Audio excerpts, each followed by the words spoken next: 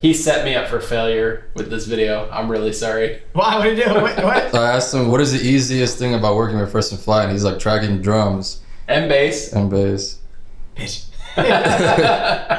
All right. Well, that's always going to be easier, damn. All right, let's do verse 2. All right, here you go. Scarlett, you took the ride down. Scarlett, don't you see that it's a scheme? Let's talk a little bit about the writing process.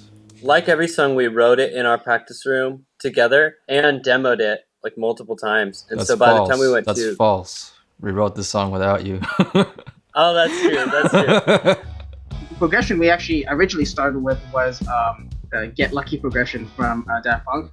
Pat started, just singing a basic melody, and then from there he started to change it and say, move this chord over here, take this chord out, the biggest thing, play it this rhythm. What I thought was interesting was we kind of put this whole song together, and then we brought it to Max, and immediately Max was just like, nah, let's speed it up. And so we just sped it up to 120 and left it there. And it's like the universal rock dance tempo. And I think it's really effective. And that ended up changing your bass line, because that's when you started playing the faster, I think it's like a sort of an 8th note. I wanted to move up and down with that rhythm, so dip-a-din, dip-a-din, dip-a-din, and like maybe go to different notes. But Pat wanted me to stay on the note, which I think is a B, the whole time. But I thought that was like, nah, man, that's kind of boring. So that's when I said, well, let me add the fifth and the octave on top of that. Yeah. One thing I loved is Richard started playing more clean tones and doing 7th chords. And for me, it was a big deal when we got Max in, because it became this sort of very peaceful song to a very disco-esque song that was a lot more fun to play. I've always wanted to say something in the beginning of a recording. Okay. What do you want? What is it that you'd like to say? I don't know. The song is not about a person. Oh, yeah. It's about an interface. All right, so I think the question everybody wants to know is, what is this song about? The idea behind the song is that this fictitious band or artist gets so swallowed up in sort of the vanity of the music industry that they aren't able to keep track of really what drives the bigger goal, which is making their music into a career. And because of that, you see bands jaded and hateful of the music industry for it. So we made a happy song about it. Yeah, so exactly. So what we did is we took that very sad story and made it a disco song, so y'all can bop to it and learn. For Scarlett, we actually didn't have you record in the studio. You recorded in our practice space. So how was that process for you?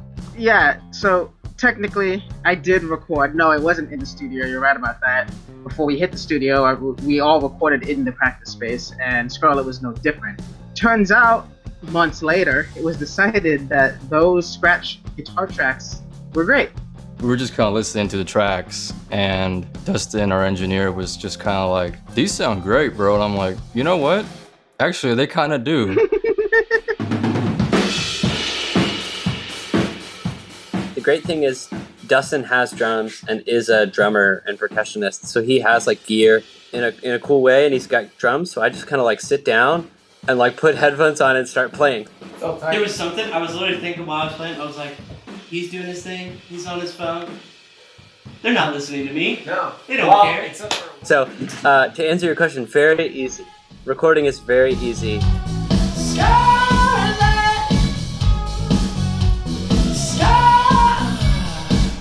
Bitch, I hate this note so bad. I hate it. It's not too late to scrap it. No, it is.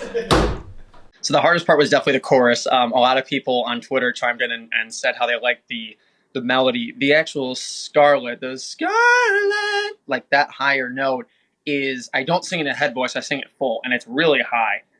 So that was one that I had to work on with my vocal teacher a lot. To be honest with you, there's like 4 harmonies on this, so at the end of the day, it may not even matter that much, but let's just give it a couple more tries. What is your favorite part of the song? Oh gosh, probably the outro. Is that rude to Pat? I'm saying my favorite part of the song is the part where Pat's not singing.